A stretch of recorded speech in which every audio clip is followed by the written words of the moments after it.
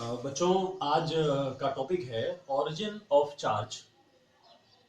और इसका मतलब हम ये जानना चाहते हैं कि किसी ऑब्जेक्ट पर अगर वो चार्ज आता है, चाहे वो पॉजिटिव चार्ज आए या नेगेटिव चार्ज आए, या किसी बॉडी पे कोई चार्ज ना हो, तो उसका रीज़न क्या है।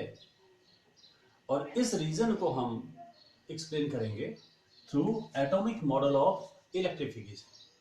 ये केवल इस बात पर बेस्ड है। एटॉमिक मॉडल मीन्स हम पूरे ओरिजिन को, किसी बॉडी पर चार्ज के ओरिजिन को एक्सप्लेन करने के लिए एक एटम पर फोकस करेंगे, और जो रिजल्ट आएगा उसको हम पूरी बॉडी के लिए जनरलाइज करेंगे। हम आते हैं सबसे पहले एटम पर। बच्चों, आपको पता है किसी भी एटम में इलेक्ट्रॉन्स, प्रोटॉन्स और न्यूट्रॉन्स होते हैं। यह भी आपको पता है कि किसी एटम पर नॉर्मल स्टेट में इलेक्ट्रॉन्स और प्रोटॉन्स के नंबर्स इक्वल होते हैं। और यह भी पता है, बताया जा चुका है कि इलेक्ट्रॉन और प्रोटॉन पर इक्वल और अपोजिट चार्ज होता है। तो बच्चों, नेट चार्ज अगर कहा जाए किसी एटम पर तो वो हो जाएगा शून्य, जीरो। ठीक है। अगर ये बात क्लियर नहीं, मैं एक एग्जांपल लेकर के आपको बताता हूं। एक एग्जांपल लेता हूं। सपोज कर लो कि एक एल्युमिनियम मेटल है 13Al27। एल्युमिनियम मेटल है, उसका एक एटम मैंने यहां पर उसको रिप्रेजेंट किया है 13Al27। 13 है एटॉमिक नंबर, और इस एटॉमिक नंबर से हम ये पता कर सकते हैं कि कितने इसमें इलेक्ट्रॉन्स हैं। तो यहां पर 13 इलेक्ट्रॉन्स हैं बच्चों। और जहां तक सवाल है प्रोटॉन्स का, 13 प्रोटॉन्स हैं। और अगर न्यूट्रॉन निकालना चाहेंगे तो 27 में से 13 को माइनस कर देंगे। मैं आपको दिखाता हूं एटम को। प्रोटॉन यहां पर है 13, न्यूट्रॉन यहां पर है 14, और इलेक्ट्रॉन है बच्चों जो इसके चार ओर जाएंगे 13 है टोटल। और जिसमें से आपको पता ही है, फर्स्ट ऑर्बिट में 2 इलेक्ट्रॉन, सेकेंड ऑर्बिट में 8 इलेक्ट्रॉन, और लास्ट ऑर्बिट में 3 इलेक्ट्रॉन्स यहां पर होंगे। टोटल मिलाकर के 13 होंगे। बच्चों, इस एग्जाम्पल में थोड़ा क्लियर करना चाह रहा हूं आप लोगों को कि आप देख रहे हैं कि 13 प्रोटॉन है, नॉर्मल स्टेट है ये एटम का। 13 प्रोटॉन है और 13 इलेक्ट्रॉन है। ठीक है। अगर पूरे एटम पे नेट आवेश देखा जाए, एक प्रोटॉन पे आवेश होता है प्लस ई, एक इलेक्ट्रॉन पे आवेश होता है माइनस ई। 13 प्रोटॉन है, कितना आवेश हो गया? प्लस 13 ई। 13 इलेक्ट्रॉन्स है, आवेश कितना हो गया? माइनस 13 ई। नेट आवेश क्या हो गया? Plus 13 E minus 13 E equal to 0। या डायरेक्ट भी आप समझ सकते हैं, because there are equal number of electrons and protons in an atom in its normal state, and therefore its net charge will obviously be 0. So an atom as a whole is electrically neutral, right? अब यहां पर हम आते हैं इस बात पर कि अगर मैं आपसे कहूं कि प्रोटॉन, न्यूट्रॉन और इलेक्ट्रॉन्स में से हम किसको एक्सट्रैक्ट कर सकते हैं, which particle can be extracted from an atom, proton, neutron और इलेक्ट्रॉन। तो क्लियर होना चाहिए कि we cannot extract the proton and neutrons because they are bound by nuclear force, strong nuclear force. Only electrons can be extracted. Valence electrons can be extracted first.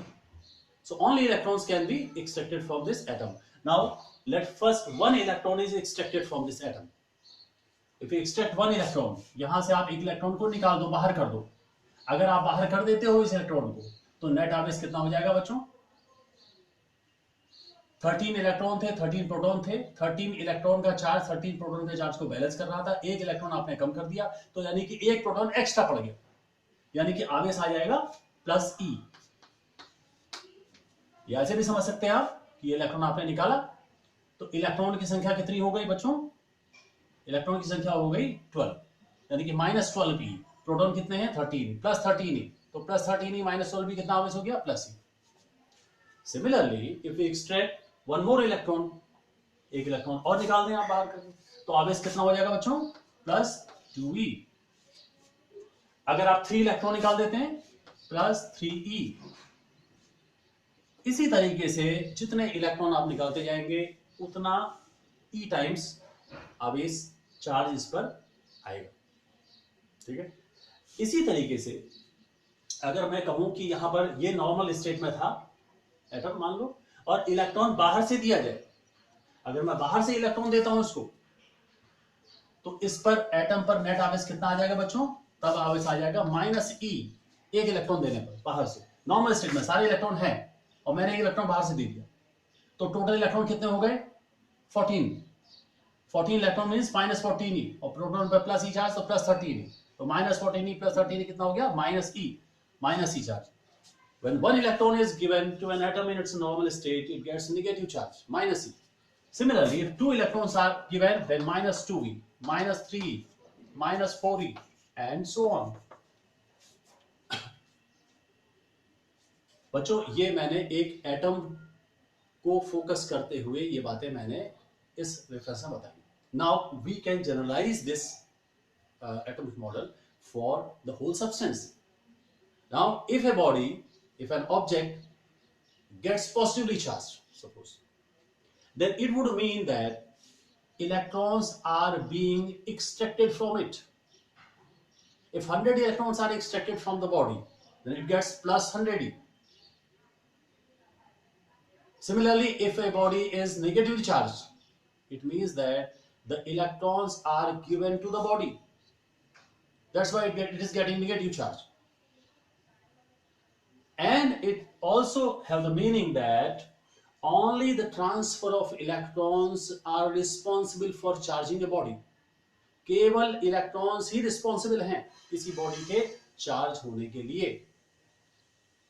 तो बच्चों ये बात हो गई एटॉमिक मॉडल ऑफ इलेक्ट्रिफिकेशन। तो अब ये बच्चों ये बात समझ में आ जानी चाहिए कि क्या चेंजेस हुए बॉडी में। अगर बॉडी पॉजिटिव चार्ज होती है तो इसका मतलब ये कहा जाएगा कि उस बॉडी से इलेक्ट्रॉन बाहर किसी दूसरी बॉडी को ट्रांसफर हो गया। अगर एक बॉडी नेगेटिव चार्ज है इसका मतलब है कि इलेक्ट्रॉन बाहर से उस बॉडी को मिल रहे हैं। ठीक है बच्चों, ये आज का टॉपिक था बच्चों। कल हम नेक्स्ट लेक्चर में हम बात करेंगे method of charging the bodies. Thank you.